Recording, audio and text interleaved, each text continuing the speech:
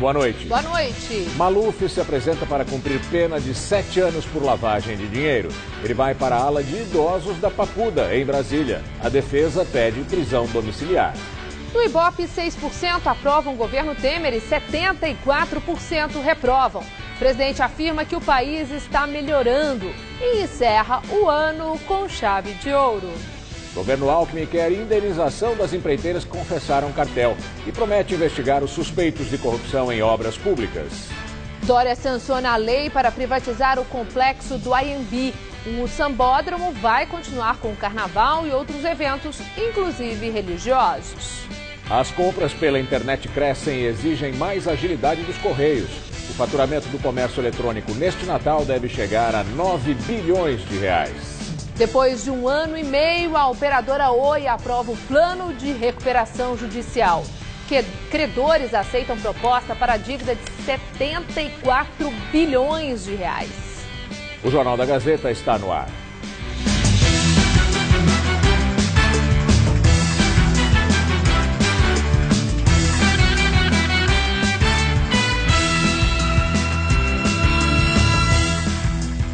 O comércio eletrônico deve gerar faturamento de quase 9 bilhões de reais no Natal. Antes, nos Correios, eram os cartões que movimentavam as entregas no fim do ano. Agora, eles deram lugar às compras online. Júlia já nem se lembra quando foi a última vez que esteve pessoalmente numa loja para fazer compras. Agora, ela resolve tudo assim, pela internet. Roupa, sapato, bolsa, celular, livro, cápsula de café, coisas de farmácia, quase tudo. A estudante de jornalismo disse que pegou este hábito da mãe dela e gostou das facilidades que o comércio eletrônico oferece. Júlia comprou os presentes de Natal em novembro para não ter problemas com os atrasos. Eu acho que nessa época o ideal é você pedir o quanto antes. Assim, não dá para hoje eu querer comprar uma roupa e querer que ela chegue para o Natal. Então, em novembro eu já comecei a pensar no que eu queria comprar, em quanto tempo iria chegar, se eu teria aquele produto até o Natal. A estimativa é que as vendas pela internet cresçam 13% neste Natal, comparadas com o mesmo período do ano passado, atingindo um faturamento de 8 bilhões e 700 milhões de reais. Os números são da Ebit, uma empresa referência em informação sobre o comércio eletrônico brasileiro. O levantamento considera as vendas feitas no período de 15 de novembro a 24 de dezembro, incluindo a Black Friday, que vem se consolidando no mercado do varejo. E todo esse movimento no comércio eletrônico acaba refletindo diretamente nas empresas que fazem esses produtos chegarem aí na sua casa. É o caso dos Correios, por exemplo, que tiveram que se modernizar para não perder essa crescente fatia do mercado. A cada ano, o volume de encomendas aumenta, principalmente nessa época do ano. Donos do monopólio da entrega das correspondências no Brasil, os Correios tentam diversificar as fontes de renda para driblar a queda no volume de cartas enviadas. E a entrega de encomendas deve se transformar nos próximos anos em uma das principais fontes de receita da estatal, que em 2016 teve um prejuízo de 1,5 bilhão de reais. Só nesta central, na Vila Leopoldina, na Zona Oeste, são distribuídos 200 mil objetos por dia. Apesar do grande volume, a empresa garante que não haverá atraso nas entregas. Como é que vocês planejaram para esse período? Reforço de pessoal, contratação de transporte de coleta, tudo vai ser entregue a tempo e a hora. O prefeito de São Paulo, João Dória, do PSDB, sancionou hoje a lei de privatização do complexo do AMB. A Câmara Municipal de São Paulo aprovou no último dia 5 o projeto de lei que privatiza o complexo do AMB, na zona norte de São Paulo, e também a empresa SP Tours. O texto teve 2 emendas. Uma delas determina que, do total arrecadado com a venda, 20% sejam investidos exclusivamente na zona norte. Na segunda emenda, os vereadores incluíram uma cláusula em que a prefeitura se compromete a não demitir os 350 funcionários da SP Tours. Agora, com a sanção do prefeito, o espaço vai ficar disponível para desfiles e ensaios por 45 dias por ano e reservado para eventos religiosos por 30 dias por ano. Antes mesmo da primeira aprovação, a prefeitura já tinha começado o processo de licitação. O complexo do AMB tem 400 mil metros quadrados, divididos entre sambódromo, pavilhão de exposições e Palácio das Convenções. Tem também um estacionamento com 6.500 vagas. A Prefeitura calcula que o Plano Municipal de Desestatização, do qual a AMB e a SP Tours fazem parte, deve render à cidade no mínimo 5 bilhões de reais, além de uma economia de 2 bilhões de reais até 2020. O procurador-geral diz que o Estado de São Paulo vai pedir indenização de empreiteiras envolvidas no cartel do sistema viário. O governo de São Paulo se diz vítima. O procurador-geral do Estado, Elivaldo da Silva Ramos, afirmou que vai tentar um acordo com as empresas antes de ir para a Justiça. É verdade que esse ressarcimento não é uma coisa óbvia, nem está apurado previamente. Mas nós, fixado o critério obtido o valor exato, o governo do Estado entra com as ações e promove tudo o que for necessário para que o erário seja ressarcido. O cartel no sistema viário foi revelado ao CAD, Conselho Administrativo de Defesa Econômica, pelas empreiteiras Odebrecht e Camargo Correia. Além das duas empresas, também faziam parte do esquema Andrade Gutierrez, OAS e Queiroz Galvão. De acordo com as companhias, as obras suspeitas envolvem intervenções viárias, como a construção do trecho sul do Rodoanel e linhas do metrô. As irregularidades funcionaram entre 2004 a 2015. Nesse período, o estado de São Paulo foi governado pelo PSDB, com Geraldo Alckmin, José Serra, Alberto Goldman e um pequeno tempo por Cláudio Lembo, que era do PFL e hoje está no PSD.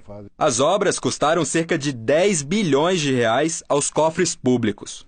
O procurador-geral do Estado disse que o governo vai investigar a relação de todos os agentes públicos citados. Ao CAD, a Odebrecht disse que no caso do cartel envolvendo o Rodoanel, houve a participação decisiva do então diretor da DESA, a Companhia de Desenvolvimento Rodoviário do Estado de São Paulo, Paulo Vieira de Souza, conhecido como Paulo Preto. Segundo a empreiteira, ele era o interlocutor único entre a DESA e as construtoras. Delatores da Odebrecht contaram à Justiça que foi Paulo Preto quem escolheu qual construtora ganharia cada um dos lotes do sistema viário, de acordo com a sua capacidade técnica e com a sua contribuição política. Paulo Preto era ligado ao PSDB. Ele negocia há meses um acordo de delação premiada. Nas redes sociais, o procurador da Lava Jato, Carlos Fernando Lima, classificou como lamentável o anúncio do Estado de São Paulo em pedir indenização das empreiteiras. O procurador disse que o governo Alckmin, em vez de punir os corruptos de seu governo, quer punir as empresas que revelaram a corrupção.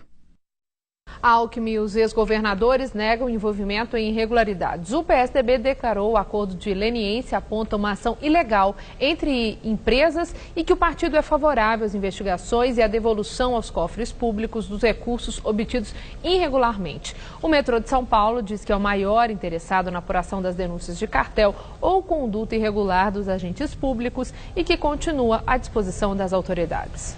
A Andrade Gutierrez informou que está empenhada em corrigir qualquer erro ocorrido no passado e que assumiu esse compromisso publicamente ao pedir desculpas e continua colaborando com as investigações. A Queiroz Galvão disse que não comenta investigações em andamento. A OAS não quis se manifestar. O presidente Michel Temer divulgou hoje uma mensagem de Natal aos brasileiros na internet, exaltando os avanços do governo dele na área de habitação popular e do programa Minha Casa Minha Vida. Nessa mensagem de fim de ano, Temer diz que o país fecha o ano com chave de ouro e se disse otimista em relação a 2018. A inflação foi controlada e os juros caíram. Nos últimos meses, mais de 1 milhão de novos postos de trabalho foram criados. O país está melhorando e com os programas sociais, estamos juntos encerrando este ano com chave de ouro. Agradeço a Deus por me permitir dividir este momento com vocês. E podem acreditar, vem aí um ano novo de mais realizações. Agora é avançar. O governo Temer é reprovado por 74% da população. A aprovação é de apenas 6%, de acordo com pesquisa do Ibope encomendada pela Confederação Nacional da Indústria, a CNI. Segundo o levantamento, 74% dos entrevistados consideram o governo do presidente Michel Temer como ruim ou péssimo. Na última pesquisa, em setembro, a avaliação era de 77%, o pior índice desde o fim da ditadura. Só 6% opinaram que o governo Temer é ótimo ou bom. Há 3 meses, 3% dos entrevistados o classificaram dessa maneira. Outros 19% consideraram o governo regular, ante 16% na pesquisa de setembro. 2% dos entrevistados disseram não saber avaliar o governo ou não quiseram responder. No levantamento anterior, eles eram 3%. O Ibope também perguntou aos entrevistados se eles confiam no presidente da República. 90% disseram não confiar em Michel Temer. Em setembro eram 92%. Agora, 9% afirmaram que têm plena confiança na figura do presidente, enquanto na pesquisa anterior, 6% responderam assim. 2% não souberam ou não quiseram opinar, tanto em dezembro quanto em setembro. A pesquisa quis saber ainda o que os entrevistados acham do governo Michel Temer na comparação com a administração de Dilma Rousseff. 10% dos entrevistados consideram o governo do PMDBista melhor. No último levantamento, eram 8%. Agora, 30% acham as duas gestões iguais. E há 3 meses, esse número era 1% maior. O percentual dos que acreditam que a administração de Michel Temer é pior que o governo Dilma Rousseff se manteve em 59%. Essa pesquisa ouviu 2.000 eleitores entre 7 e 10 de dezembro. A margem de erro é de 2 pontos percentuais. Paulo Maluf, do PP, se apresenta na sede da Polícia Federal em São Paulo para cumprir a pena de 7 anos por lavagem de dinheiro. Em recurso à presidente do Supremo, a ministra Carmen Lúcia, a defesa do ex-prefeito pede prisão domiciliar devido a problemas de saúde. Paulo Maluf chegou num carro preto e levou uma mala com roupas e remédios. Por volta das 11 da manhã, foi levado ao Instituto Médico Legal, na Zona Oeste, onde passou por exame de corpo de delito. Maluf usou uma bengala e mostrou muita dificuldade para caminhar.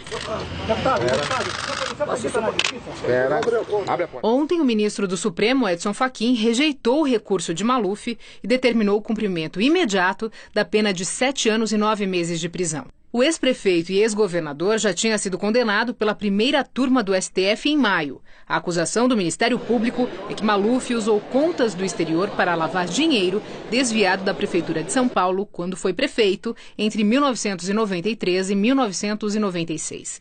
Os procuradores estimaram 170 milhões de dólares a movimentação total de recursos ilícitos. As investigações contra Maluf se arrastaram por quase 17 anos, desde a instauração do primeiro inquérito. Maluf sempre negou as acusações. Os advogados tentam que Maluf, de 86 anos de idade, fique em prisão domiciliar até o julgamento final da ação no STF. A justificativa para isso seria o estado de saúde dele, que estaria com câncer de próstata e fazendo sessões de radioterapia. E ele está arrasado. Ele não esperava, nenhum de nós esperava essa prisão, visto que tem embargos infringentes. Que é de competência do Pleno. Que é de competência do Pleno. Quer dizer, isso tinha que ir para o Pleno e o Pleno decidir. Ele vai ser a única pessoa que não tem direito a duplo grau de jurisdição, de recorrer. Então, a gente entende que isso não tem cabimento.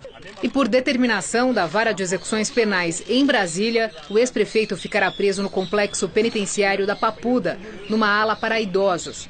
Na condenação, além da pena em regime fechado, sem possibilidade de sair durante o dia para o trabalho, o Supremo determinou também a perda do mandato de deputado federal. O presidente da Câmara, Rodrigo Maia, do DEM, disse hoje que o plenário da Casa deve decidir sobre a perda do mandato de Maluf. Maia afirmou que só vai decidir o que fazer depois de ouvir a assessoria jurídica da Câmara. E agora o comentário de Josias de Souza, direto de Brasília. Ele fala da prisão de Paulo Maluf. Uma das vítimas da cleptocracia no Brasil é a semântica.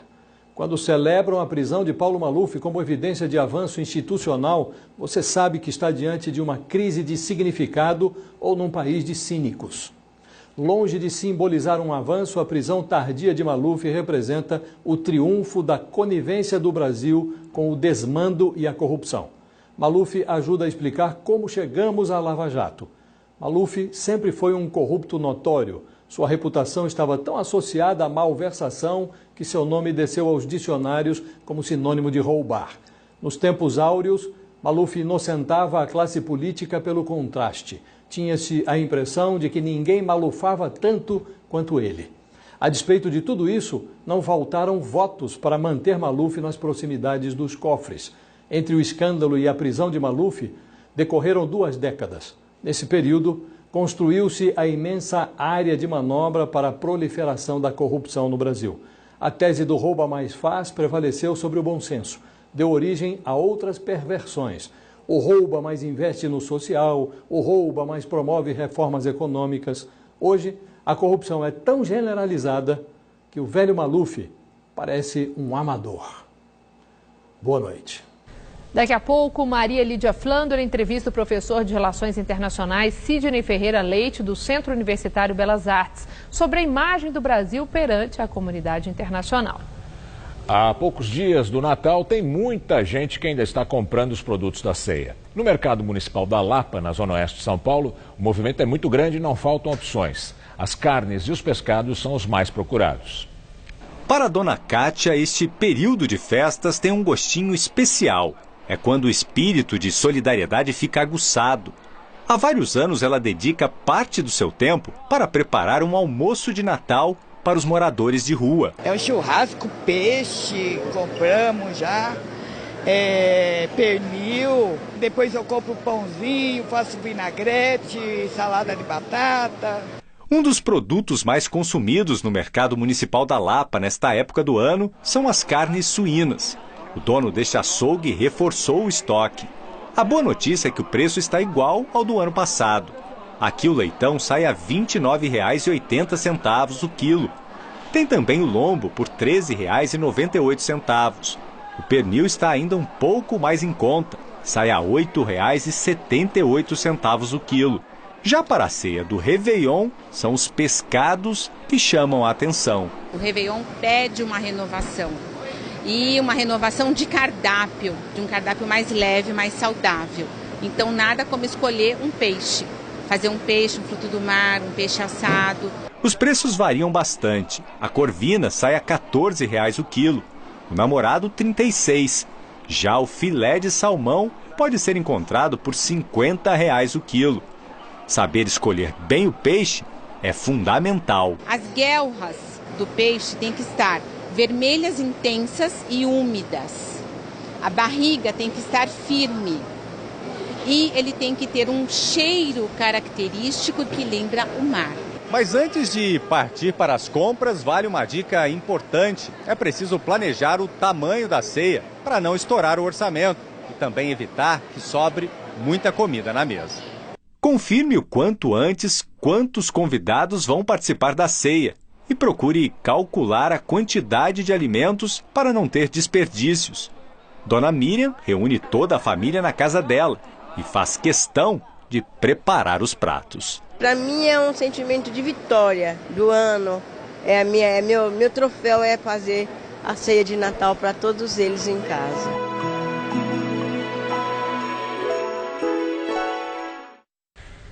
Tivemos mais um dia muito quente, abafado, com máxima na casa dos 31 graus aqui em São Paulo. Choveu muito forte em vários pontos da cidade, o que gerou vários alagamentos. E agora à noite essa chuva deve continuar. Vamos ver como fica o tempo amanhã com Mariana Armentano.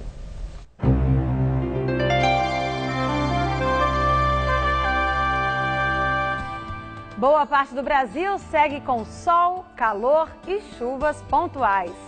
E o tempo fica mais instável no centro-sul do Brasil, já que além do fluxo de ar quente e úmido que chega lá da região norte, um novo sistema de baixa pressão começa a se formar ali entre a costa do sul e do sudeste.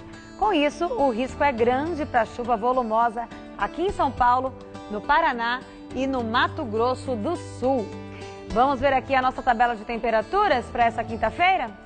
No Rio de Janeiro, a máxima chega aos 36 graus e chove a partir da tarde. Em Campo Grande, os termômetros ficam entre 21 e 30 graus, com chuvas a qualquer hora, assim como em Curitiba, onde faz até um pouquinho de frio, com mínima de 18 e máxima só de 23 graus. E em Natal, chuvinha fraca e calor na casa dos 32 amanhã. Para São Paulo, o tempo continua bastante instável, viu?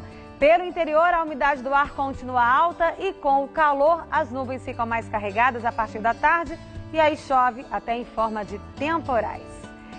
Já aqui na faixa leste, o que inclui a Grande São Paulo, o dia terá muita nebulosidade e pode chover a qualquer hora.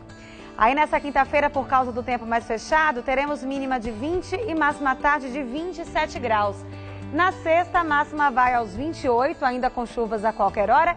E no sábado, a máxima já volta a bater na casa dos 32 graus por aqui, com bastante sol e chuvas pontuais.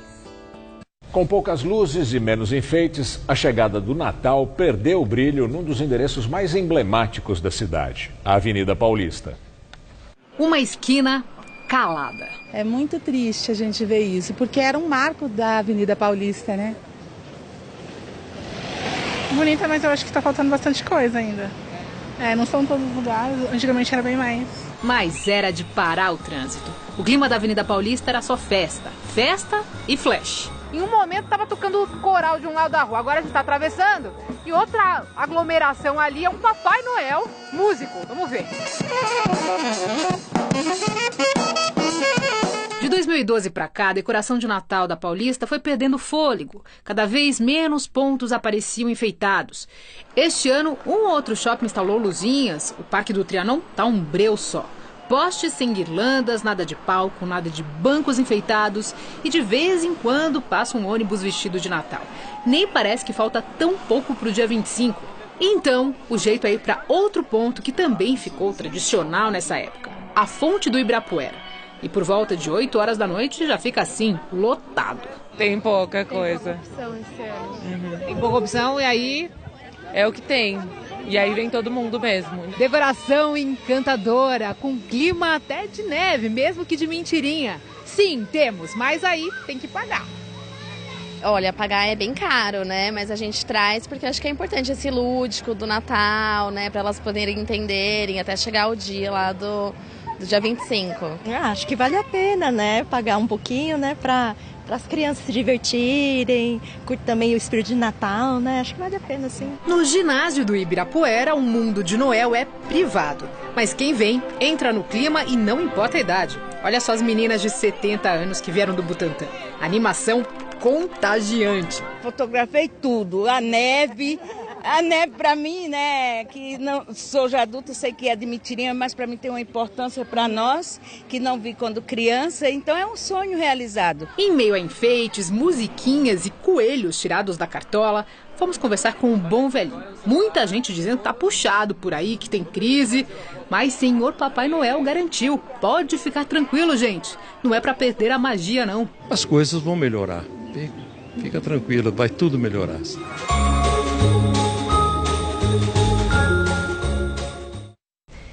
Ex-diretores da Ford na Argentina começaram a ser julgados por permitir o sequestro de funcionários da empresa durante a ditadura militar.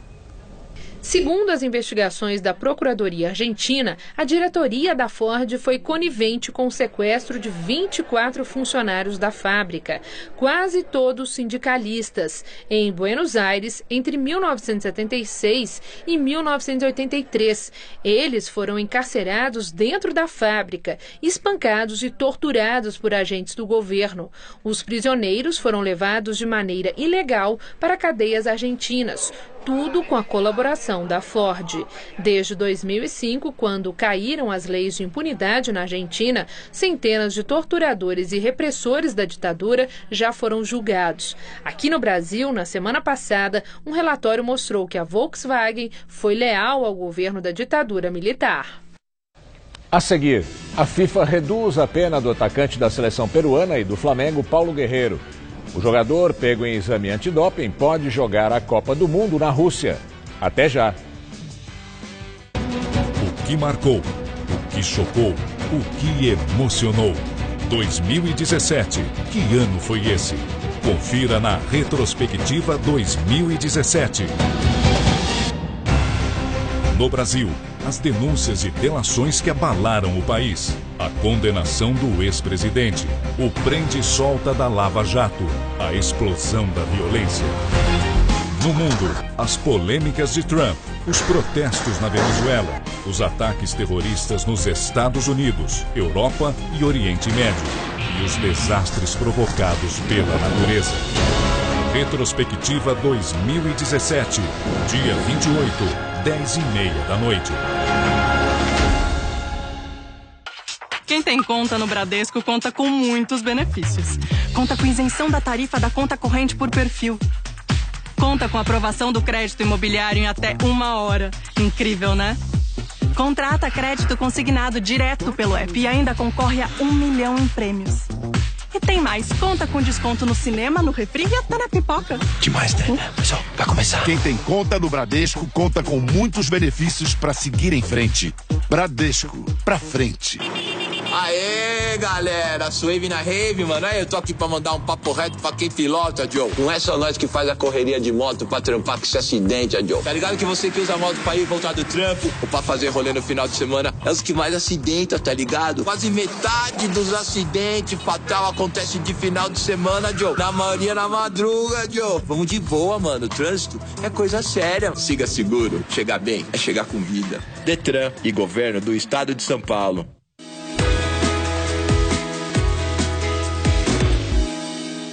Você já sabe aonde fazer a sua confraternização de final de ano? Comemore no Lelis Trattoria. Pratos para 2 pessoas a partir de R$ 87,00. Condições especiais para grupos e famílias. Nas noites, música ao vivo e estacionamento gratuito. Lelis Trattoria, a melhor opção para comemorar seu final de ano. Rua Bela Sintra, 1849 Jardins. Telefone 3064-2727. lelis.com.br.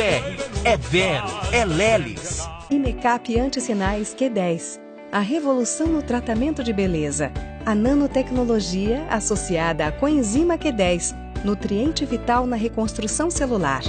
Imecap Antissinais Q10. Nanopartículas que agem mais profundo na pele, repondo a perda de Q10 ocorrida ao longo dos anos. O resultado, uma pele mais firme e a redução das rugas e linhas de expressão em até 3 semanas. Imecap Antissinais Q10. Corrida de São Silvestre. Oferecimento Pautec, a manta líquida que impermeabiliza e colore o Brasil.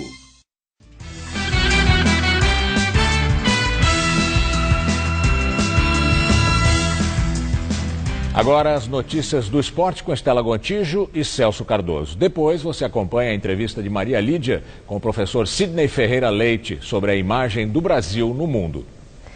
A Corrida Internacional de São Silvestre está chegando e é hora de lembrar dos momentos históricos que marcaram a mais tradicional prova de rua do país, né, Celso? Pois é, Estela, e um desses momentos marcantes da São Silvestre foi a vitória do paranaense Emerson Iserben, que venceu a corrida de 1997 e conseguiu superar uma das maiores lendas africanas da prova. Confira. O paranaense Emerson Iserben era praticamente desconhecido na São Silvestre de 97 e vivia o dia 31 de dezembro normalmente, sem saber como sua vida mudaria. Aquela era a 3ª São Silvestre de Iserben. Depois de maus resultados anteriores, o brasileiro planejava ficar pelo menos entre os 10 primeiros da prova. Quando eu me vi no meio do grupo de 6 e percebi que eu estava me sentindo muito bem, que eu tinha condições de continuar naquela balada, né? Aí eu me reprogramei, falei, agora eu quero entrar entre os 5. Emerson foi avançando, principalmente graças ao apoio da torcida brasileira. Mas o público geral não me conhecia. E aí as pessoas, quando eu passava, elas não gritavam meu nome, elas gritavam Brasil. E isso me deu muita energia para correr forte no final. No fim da prova, Iserben disputava com ninguém mais, ninguém menos que o queniano Poltergar, bicampeão da São Silvestre e que ganharia a prova mais 3 vezes. Era uma coisa impensável mesmo, né? As marcas dele muito melhor, ele muito rápido na chegada. Mas eu pensei assim, bom, eu vou chegar na foto da chegada junto com ele, porque eu vou chegar forte, né? Iserben conseguiu sair muito bem na foto. Com o tempo de 44 minutos e 40 segundos, o paranaense conseguiu vencer a lenda Poltergar e tornou-se o único brasileiro a conseguir este feito.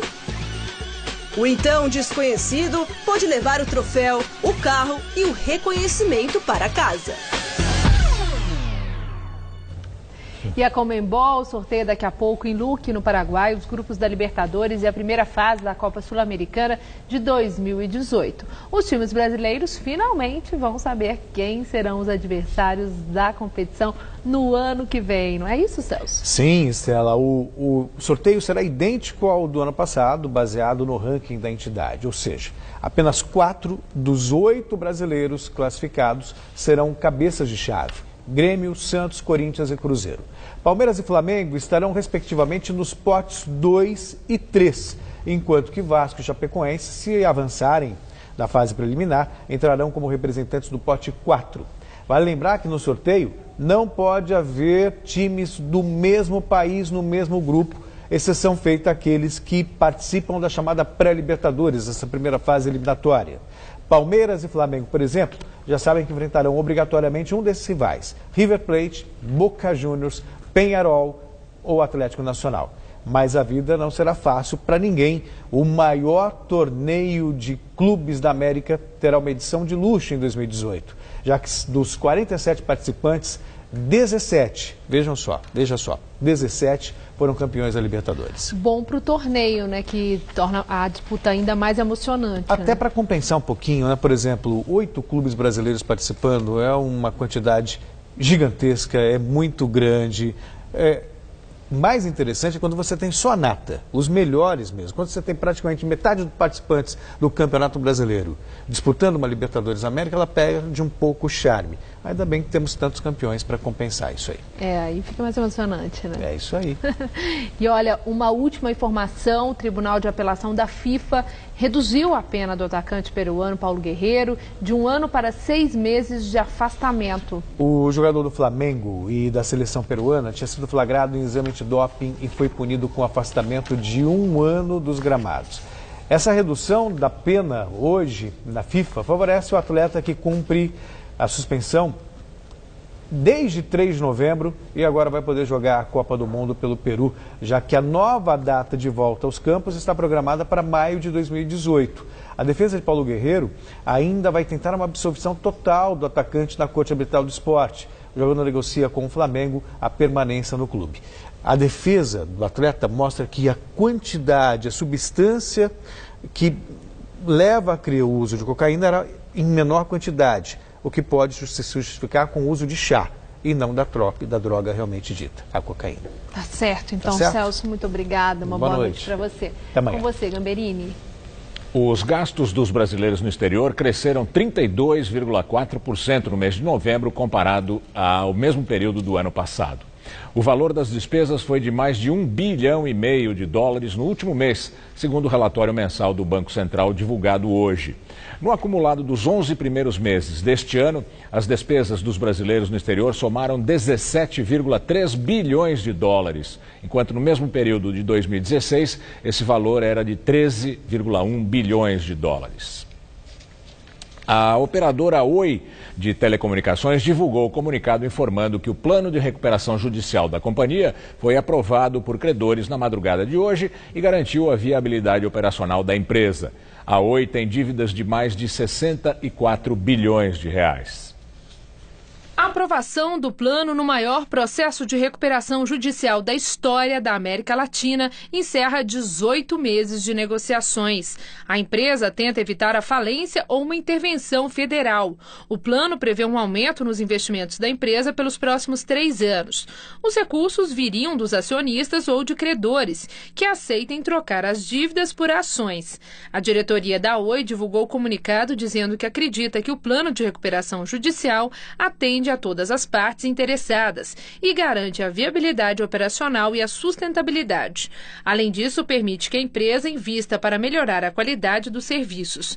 A Oi tem dívidas de mais de 64 bilhões de reais e 55 mil credores, que incluem detentores de títulos de longo prazo da empresa, além de representantes de órgãos e instâncias do governo federal, como a Anatel, a Agência Nacional de Telecomunicações, mais de 11 bilhões de reais, o Banco do Brasil, a Caixa Econômica Federal e o BNDES, o Banco Nacional de Desenvolvimento Econômico e Social.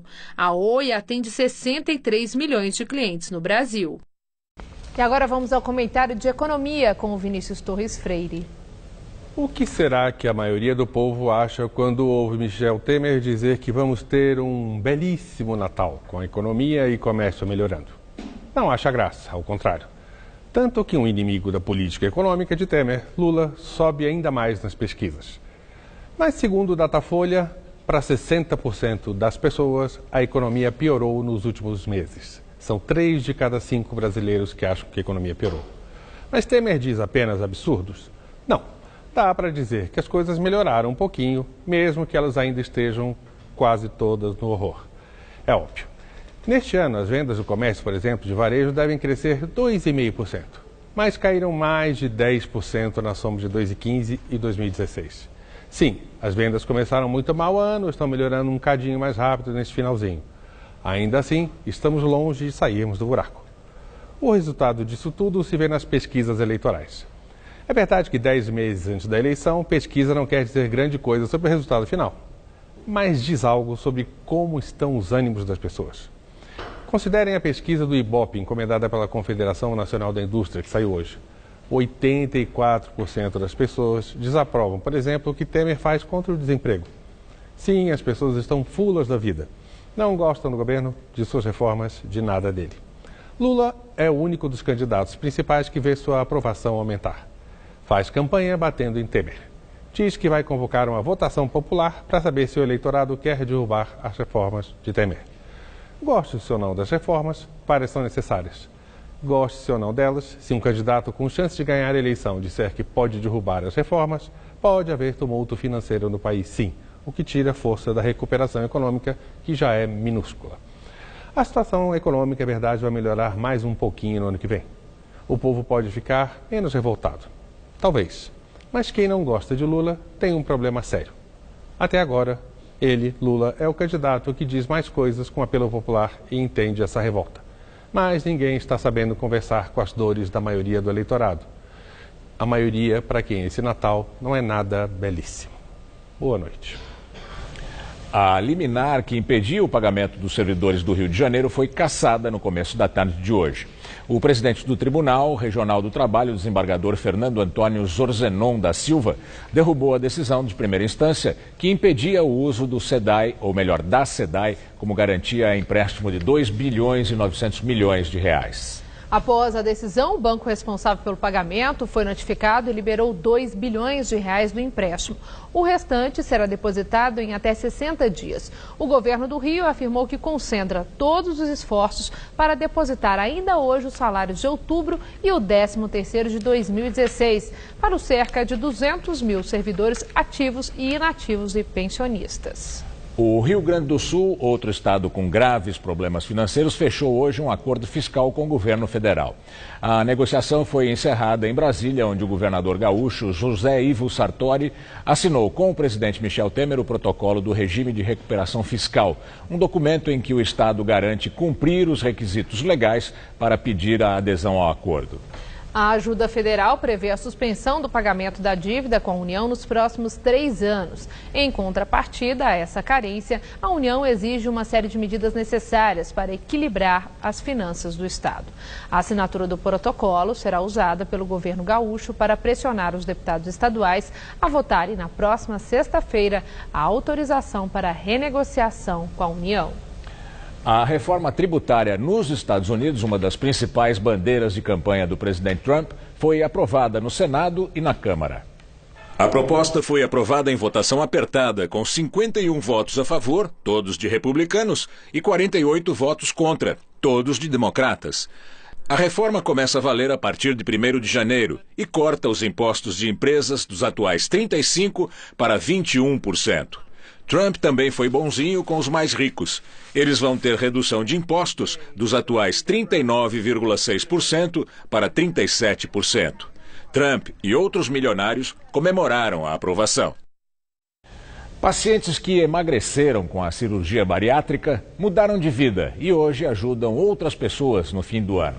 Eles decidiram se unir e doar em alimentos o número de quilos perdidos com a operação. No ano passado, mais de 100 mil cirurgias bariátricas foram realizadas no Brasil. O dia começa cedo e animado para o Carlos. No Parque Ibirapuera, ele treina para tentar entrar em uma competição de triatlo. Eu uni os dois esportes que eu mais gosto, que é andar de bicicleta e nadar, com a necessidade de correr, para virar uma motivação pessoal. Economista e bancário de 36 anos, ele chegou a pesar 154 quilos. A operação foi antes do segundo filho nascer. Sempre relutei, fazer a cirurgia porque eu sempre achei uma coisa muito radical. Aí quando a minha esposa engravidou do meu segundo filho, eu tomei a decisão, porque eu falei para ela, eu não quero que meus filhos, hoje O mais velho tem 9 e o menor está com 7 meses. Então eu não quero que daqui, sei lá, 4, 5 anos eles me carreguem no caixão, entendeu? Para comemorar os 97 quilos perdidos, Carlos e outros pacientes decidiram se reunir em uma comemoração em São Paulo. Dá uma olhada na quantidade de alimentos que tem aqui. Tudo isso são os quilos perdidos de 40 pacientes que fizeram cirurgia bariátrica. Eles perderam juntos quase 3 toneladas e tudo isso vai ser revertido em alimentos que vão ser doados para instituições carentes. A ideia surgiu no grupo que as pacientes fundaram, inventaram, e a partir dali começou essa conversa de fazer alguma coisa solidária no final do ano e ao mesmo tempo o pessoal se encontrar e se conhecer. A Carla chegou na festa trazendo muita comida e precisou de ajuda da família para carregar. Tava pesado, tava. Quantos quilos? Foram 54 quilos de alimento. Eu tinha 114 quilos antes da cirurgia. Já a Laís operou com 21 anos e com a data da cirurgia fez uma tatuagem que simboliza a grande mudança no corpo. Eu ia para as lojas, não encontrava nada que me servisse. Eu não escolhia as roupas é que me escolhiam. Mesmo com salgadinhos na mesa, controlar a alimentação é o grande desafio. O próprio organismo, ele não aceita mais determinados alimentos depois que a gente faz essa cirurgia, entendeu? Tem muitas coisas que eu como e não me fazem bem, então eu procuro evitar. Mas contudo, assim, eu não me arrependo não, sabe? Se fosse para fazer, eu faria de novo. Daqui a pouco, Maria Lídia entrevista Sidney Ferreira Leite, professor de Relações Internacionais do Centro Universitário Belas Artes, sobre a imagem do Brasil na comunidade internacional. Até já!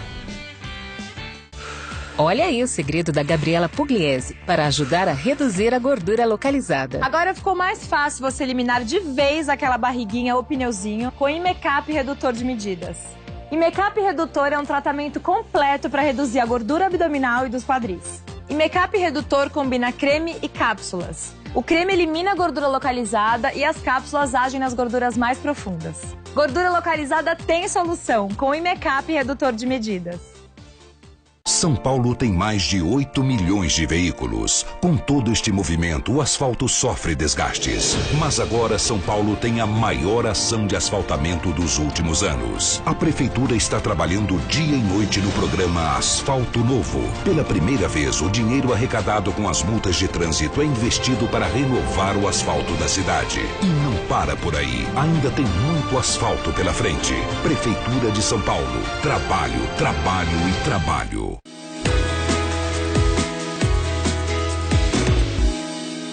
Neste Natal, ninguém fica sem presente. Na Veste Casa. É a última chance do ano. É pra ninguém ficar sem presente. Kit colcha casal 3 peças por apenas R$ 39,99 cada. É isso mesmo, só R$ 39,99 cada. Manta estampada a partir de R$ 16,99 cada. É pra ninguém ficar sem presente. Só R$ 16,99 cada. Kit colcha solteiro 2 peças por apenas R$ 35,00 cada. É a última chance do ano. É só amanhã na Veste Casa.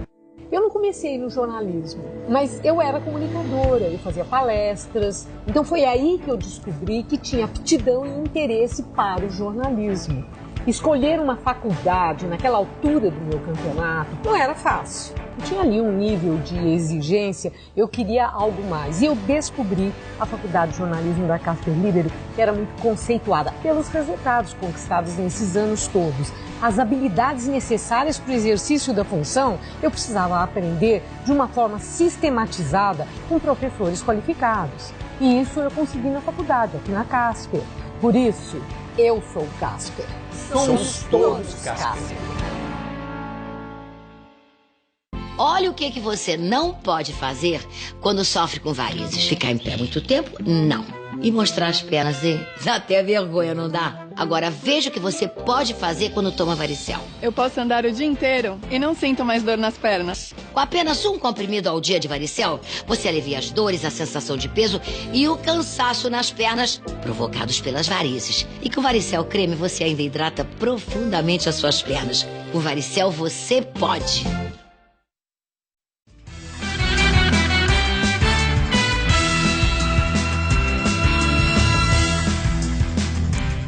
A imagem do Brasil perante a comunidade internacional na entrevista do dia com Maria Lídia Flandoli. Entrevisto o professor de Relações Internacionais, Sidney Ferreira Leite, pró-reitor acadêmico do Centro Universitário Belas Artes. Muito obrigada, professor. Um grande prazer estar com você, Marília. Professor, então é exatamente a imagem do Brasil. Comecemos por aí. Num mundo cada vez mais complexo, numa transformação também tão veloz, cada vez a velocidade parece aumentar, das mudanças, né, que se sobrepõem, e sem considerar a mudança da configuração num mundo com vários polos de poder. Não é mais aquela bipolaridade, né, dois países mandando, tudo isso. Como é que está a imagem do Brasil? Maria Lídia, eu diria que já foi bem melhor. Nós estamos perdendo o protagonismo nos últimos 5 anos aproximadamente, né? Nós tivemos uma ascensão do nosso protagonismo. O protagonismo é o nosso papel, né? Nossa capacidade de influência, nossa capacidade de intervir em temas importantes. E no início da década, não é? Especialmente no primeiro e no segundo governo Lula, até por uma estratégia de política externa, nós tivemos uma ascensão da nossa influência. E especialmente no segundo governo Dilma e no atual governo, nós estamos perdendo muito espaço. Isso não é nada bom para o país, para a sociedade brasileira como um todo. E das muitas questões nesses tempos difíceis que o Brasil enfrenta, o que pesa mais para esse desgaste de imagem dos últimos 5 anos? Foi a crise política, a crise econômica, os escândalos de corrupção com autoridades, né, pessoas importantes na vida pública, do empresariado envolvidas, o aumento também da violência crescente, coisa que é contemplada pelos principais jornais em todo o mundo, pelas redes sociais. O que pesa mais para o desgaste da imagem do Brasil? Atualmente, sem dúvida, a questão da corrupção, né? Ela está escancarada para a nossa sociedade e também, hoje, pelo grande desenvolvimento dos meios de comunicação, das mídias sociais, né? Isso tornou um assunto que está agendado, né, quase que globalmente. Acho que isso é importante, não é? É um fato importante. Mas, talvez, do ponto de vista de política externa, falta estratégia. Nós não temos estratégia. Eu gosto muito de uma frase: se você não tem uma estratégia, você está sendo a estratégia de alguém. Então nós ficamos menores, não é, como atores, inclusive no plano regional, por uma falta de estratégia. É claro, eu vou dar um exemplo histórico, quando nós tivemos a crise da dívida externa no governo Sarney. Isso foi terrível para a imagem brasileira, né? Mas logo depois, já no governo Itamar e no governo Fernando Henrique, se delineou uma estratégia que, mesmo com os problemas ainda sendo resolvidos, a estratégia acabou funcionando, como no governo Lula. Então, talvez o pior, porque uma agenda negativa, via de regra, aparece, né? Mas eu acho que o grande problema no momento é a nossa falta de estratégia de inserção internacional. Agora, a questão da estratégia, né, da inserção internacional, é óbvio, é política pública, é alguma coisa que demonstra a força do poder constituído. E o poder constituído no Brasil é um poder muito vulnerável pela forma como aconteceu logo depois do impeachment e as pesquisas mostrando o desprestígio. É verdade que agora subiu um pouquinho a aprovação no governo Temer, mas está na margem de erro, quer dizer, uma coisa mínima.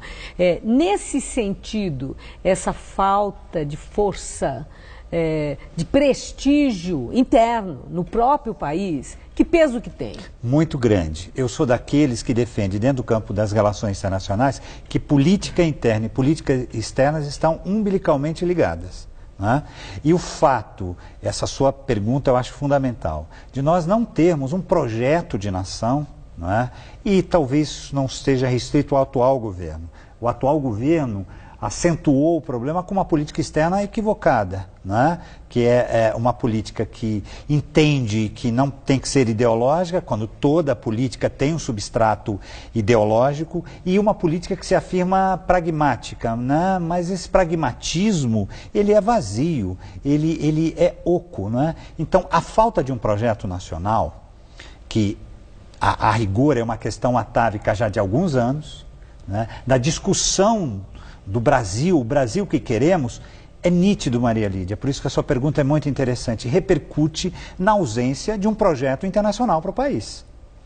É uma consequência. É uma consequência, uma consequência previsível. É uma consequência. Agora, ainda em relação assim, à comunidade internacional, com a globalização, o regionalismo se afirmou, né, como uma resposta à globalização. Considerando a América Latina, né? Como é que isso aconteceu? Em que ponto nós estamos na América Latina, essa questão desse regionalismo perante a comunidade internacional? Quem somos? Como somos vistos? Esse problema que a gente detecta no Brasil pode se estender aos nossos vizinhos. Argentina, Uruguai eu acho que num segundo plano e o Chile, não é? Mas a crise na Venezuela e uma questão muito importante, que nós precisamos trazer à baila na entrevista, que é o Mercosul. Mesmo o governo Lula apostou todas as suas fichas num protagonismo, numa liderança do Mercosul como bloco, como você falou muito bem, bloco, globalização são temas correlatos, não é? Bem, o malogro do Mercosul foi também a falência desta estratégia do Brasil se projetar, da América Latina, especialmente esses países que integram o Mercosul, no cenário internacional. E nós ficamos perdidos. Por quê? Com a eleição de Donald Trump, né, a ordem internacional hoje caminha mais, eu preciso explicar esses dois conceitos, para relações bilaterais, um país contra o país resolvendo seus problemas, e não para relações multilaterais. E esse sempre foi o nosso forte. O Brasil sempre cresceu em cenários multilaterais, em que, mesmo sendo uma potência média, desempenhou um papel decisivo em temas internacionais, como a criação do Estado de Israel, não é, com a política externa independente, os países não alinhados. Enfim, nós temos uma história brilhante de política externa e sempre uma política externa que contribuiu muito para a sociedade, para saltos qualitativos, inclusive na qualidade de vida do nosso povo. A última questão, professor, é sobre... Ano que vem é ano eleitoral.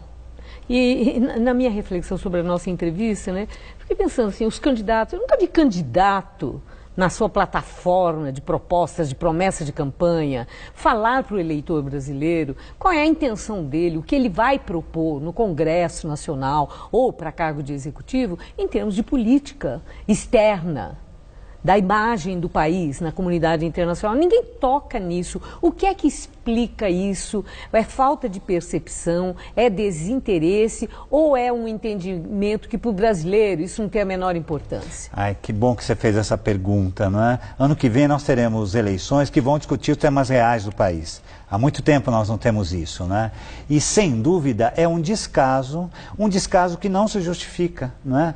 Porque mas existe, né? Eu não me lembro de campanha de alguém falando em política externa. Quando nós falamos de política externa, nós estamos falando também de comércio, nós estamos falando de crescimento econômico, nós estamos falando de questões fulcrais que envolvem temas, né, globais, emprego, geração de empregos, internacionalização, né, da economia. Então, os políticos, né, perdem uma oportunidade de ouro de fazer a diferença propondo uma estratégia para o país no campo internacional. Bom, tá aí a sugestão.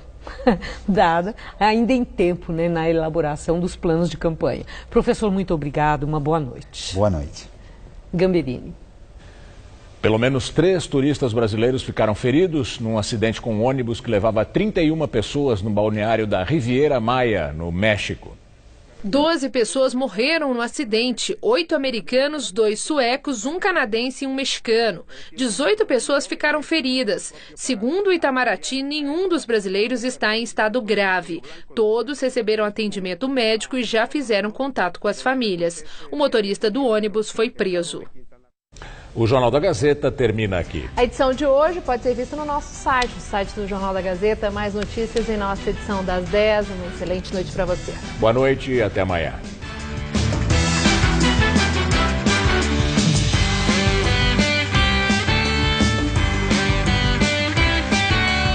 No Todo Seu de hoje, 10h30 da noite, Cristina Padiglione conta tudo o que acontece no mundo dos famosos.